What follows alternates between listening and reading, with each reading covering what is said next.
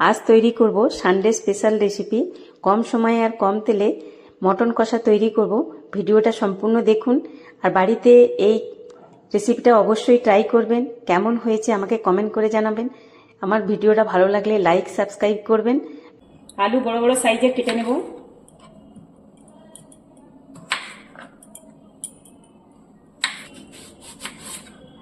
সব সবজিগুলো ছোট ছোট টুকরো করে কেটে নেব।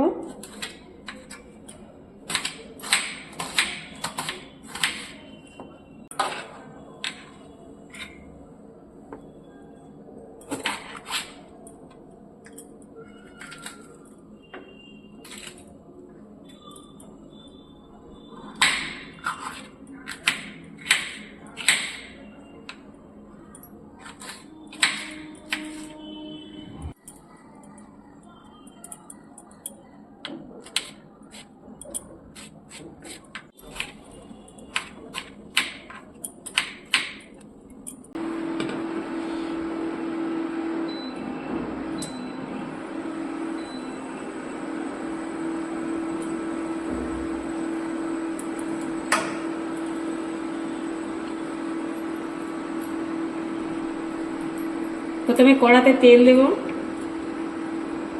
আলুটা ভালো করে ভেজে নিতে হবে লাল করে।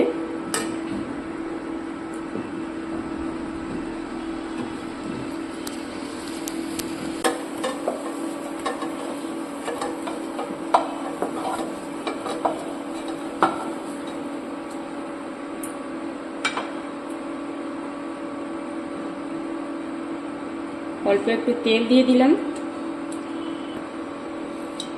জিরে আর শুকনো লঙ্কা দিয়ে দিচ্ছি।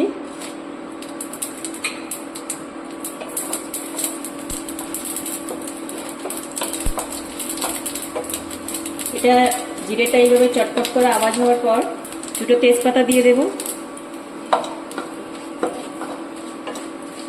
একটু নাড়াচাড়া করে নিয়ে পেঁয়াজগুলো দিয়ে দেব।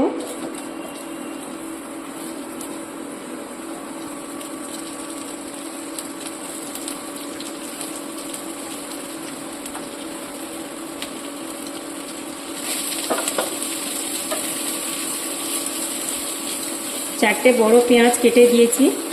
পেঁয়াজটা হালকা হালকা ভাজা হয়ে গেছে, সুন্দর একটা কালার এসেছে।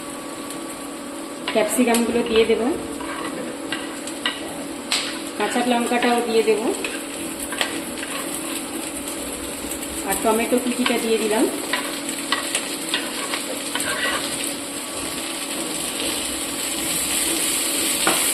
এইভাবে সমস্ত কিছু দিয়ে দিলাম। হালকা করে এটা ভেজে নেব।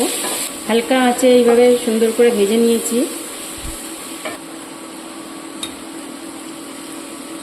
এক চামচ নুন দিয়ে দিলাম।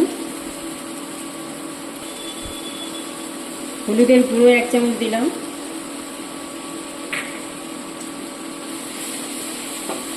আদা রসুনের পেস্টটা দিলাম। একটু ভালো করে নাড়াচাড়া করে নেব। এইভাবে ভালোভাবে নাড়াচাড়া করে ভালোভাবে কষে নিতে হবে তেলের উপর।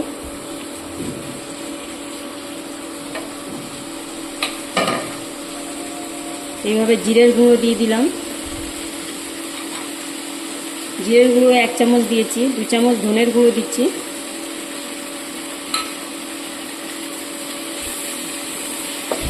এটা ভালোভাবে নাড়াচাড়া করতে হবে, নইলে এটা কড়ায় ধরে নিতে পারে।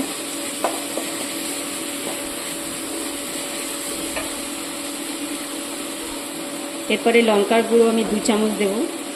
কাঁচা লঙ্কা দিয়েছি কিছুটা, বেশি লঙ্কার গুঁড়ো দিলে আবার বেশি ঝাল ঝাল হয়ে যাবে।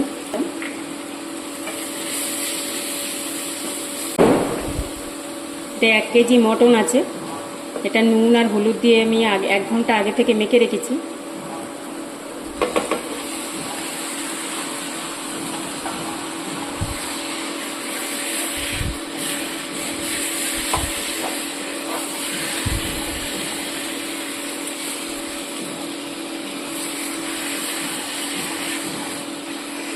মাংসটা দেওয়ার পর খুব ভালোভাবে এটা মেখে নিতে হবে, যাতে সব জায়গায় মশলাটা ভালোভাবে লেগে যায়।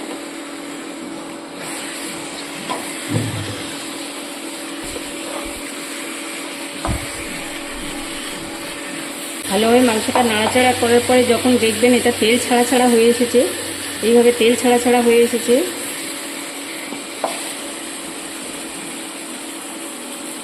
4 চামচ পরিমাণে আমি দই নিয়েছি, টক দই। টক দইটা এর মধ্যে দিয়ে দিলাম।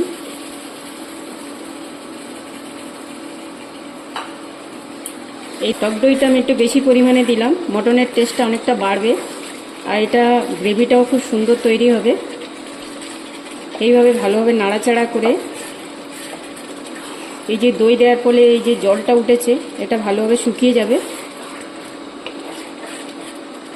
কিছুক্ষণ নাড়াচাড়া করতে হবে জোর হিটে। আমি ইন্ডাকশান ওভেনের হিটটা একটু বাড়িয়ে দিলাম।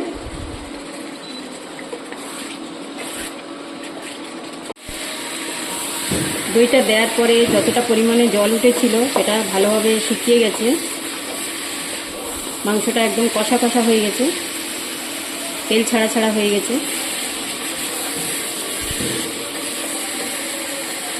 আমি গরম জল দিয়ে দেবো, পরিমাণ মতো গরম জল দিয়ে দেবো।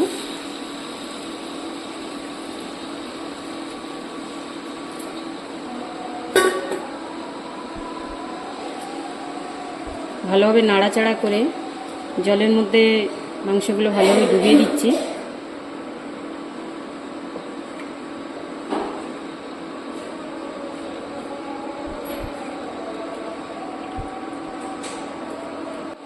এরপর ভাজা আলুগুলো দিয়ে দিলাম।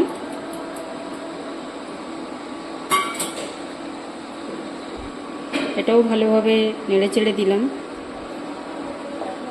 কিছুটা গোটা এলাচ দেবো, এলাচটা একটু ভালোভাবে ফাটিয়ে দিয়ে দেবো।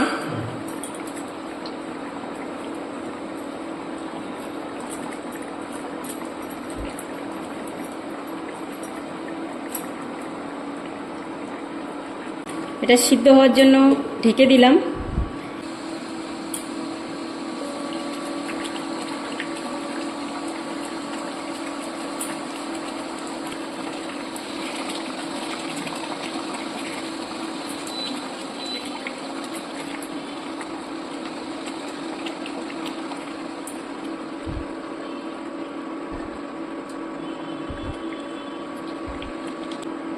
ভালোভাবে মাংসটা সিদ্ধ হয়ে গেছে।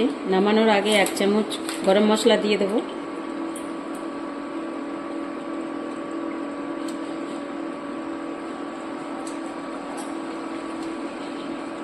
আর একবার ভালোভাবে নেড়ে চেড়ে সব জায়গায় মিলিয়ে দিলাম গরম মশলাটা।